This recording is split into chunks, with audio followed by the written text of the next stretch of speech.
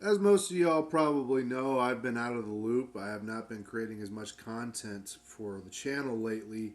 I've been focused on school. I've been focused on trying to get my life together and trying to create more art for you to enjoy and for you to consume outside of my YouTube career. And I could say that I have not been in the loop of staying on top of cultural and political topics.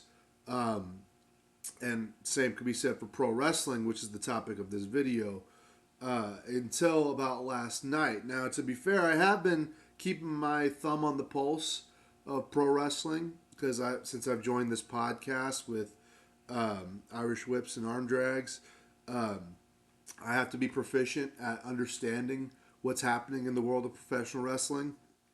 But last night was Friday Night SmackDown, and I had not really been keeping up with the Last Time Is Now tournament because I thought the tournament itself was retarded, and I thought that it was a waste of time.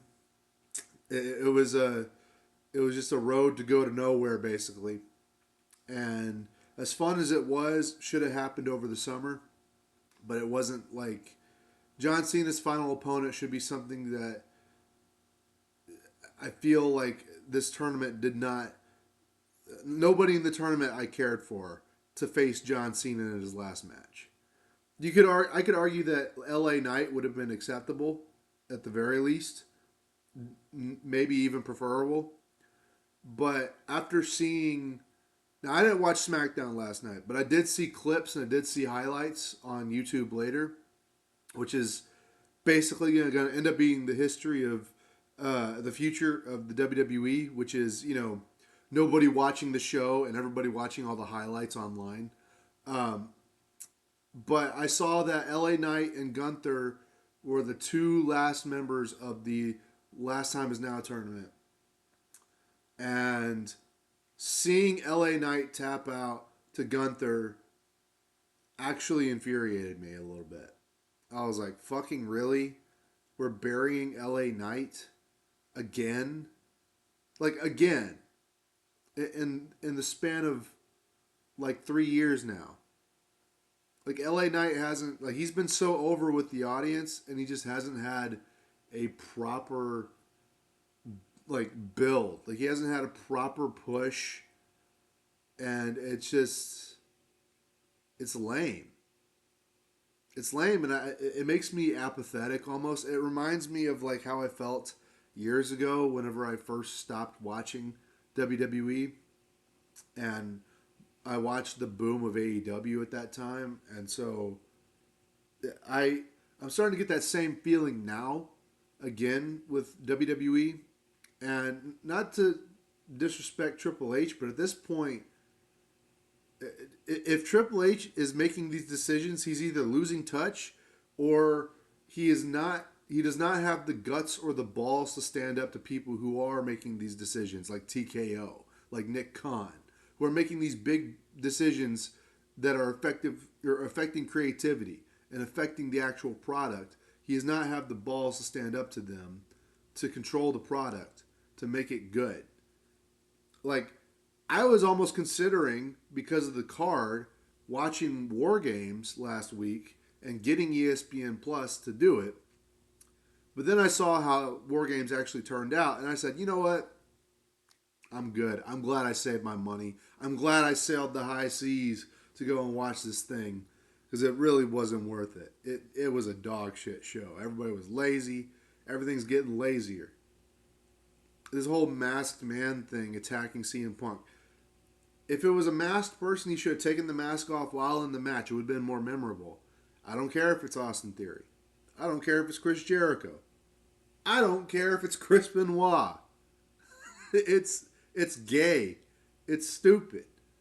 And so we're we're seeing now uh, the steps that are going to ultimately lead to another uh, dark age of WWE viewership because the numbers will not add up. All right, if you factor in, and I'll make another video about the Netflix deal with Warner Brothers. I'll make another video about that later. But when you factor in that, and how Warner Brothers owns AEW. And if Netflix over the years accumulates and consumes Warner Brothers, they will not only have Monday Night Raw on their platform, but they will have AEW and all of its content on their platform as well. Which now the two rivals are going to be butting heads on the same platform, Netflix. All this corporatized nonsense. You have to have cable. You have to watch USA, CW, Peacock, Netflix, ESPN Plus. It's a fucking scam. It's a scam, and I've been talking about this for months now. I talked about the ESPN deal when it first dropped months ago. I've been talking about Triple H for a while. I've been talking about this for a long time. What people don't seem to understand is that John Cena is one of the last big stars. He was a star of the generation. We have not had somebody as big as John Cena. You could argue Roman Reigns. You could argue Cody Rhodes. But their star power has been limited to the hindrance of their time, basically. Cody Rhodes had to build himself up in AEW to come back to WWE, and now he's only got a couple years left. Same thing with Roman Reigns. Roman Reigns' time, mostly before the Tribal Chief era, was wasted being a forced down our throats babyface that nobody was getting over with. So a lot of that time was wasted. And Cena only spent 2 or 3 years, as somebody that was being forced until ultimately he became Super Cena. And then once we got Super Cena, Cena was over. And then he got a little bit more diluted as time went on. But that was star power. We don't have that same kind of star power now with WWE and these WWE superstars. It just hasn't been built up the same.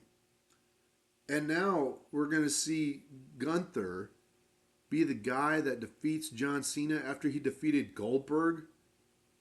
The miserable retirement match of Goldberg against Gunther was enough. But now Cena?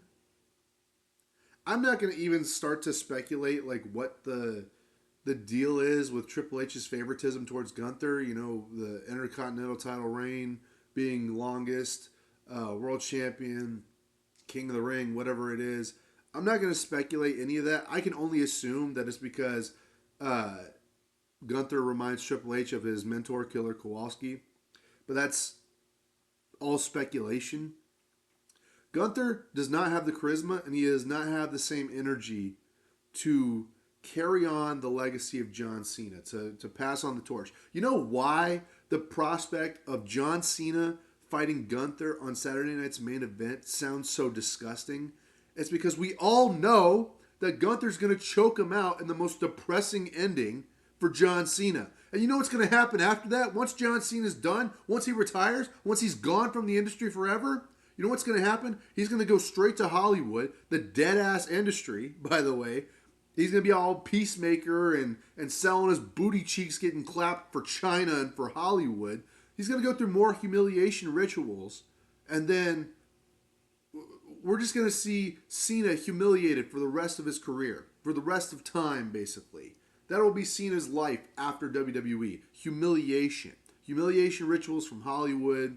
Being bent over by foreign nations like China. It's insane the disrespect that we've seen against John Cena in the last year or so and what he's done for the wrestling industry. And as a result, we have seen the decline of WWE. We're going to see another drop in its popularity.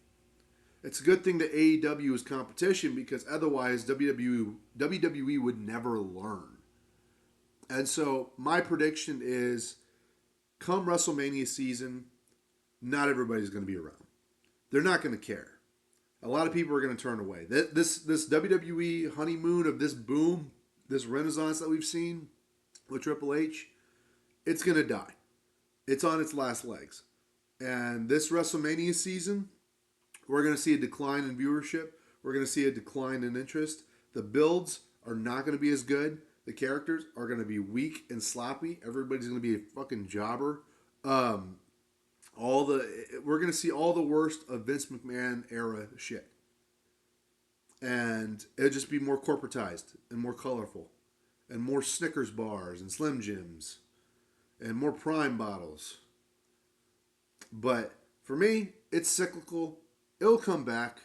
Popular, like wrestling will be popular again sometime. They'll learn their lesson. They'll have a revival in 2 years, and then they'll drop off again.